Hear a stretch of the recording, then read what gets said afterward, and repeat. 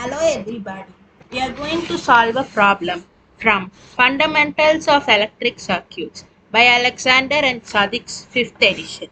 This is problem number 1.37. The question is, a 12 volts battery requires a total charge of 40 ampere hours during recharging.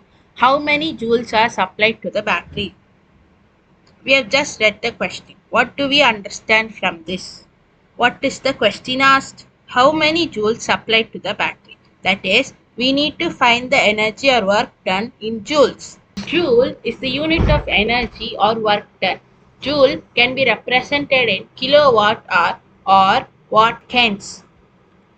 The data given are 12 volt battery, hence voltage V equals 12 volt. Total charge of 40 ampere hour, that is Q is equal to 40 Ah. To calculate W, the related formulas are W is equal to PT, where P is the power in watts and T is the time in seconds. We know that P is equal to VI watts, hence W is equal to VIT joules.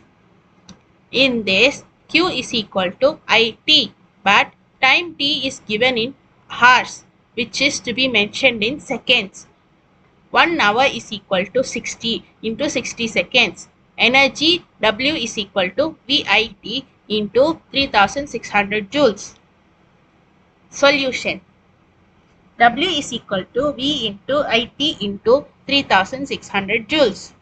That is 12 into 40 into 3600, which equals 17,28,000 joules, which can be set as 1.728 megajoules. Therefore, the answer is 1.728 megajoules.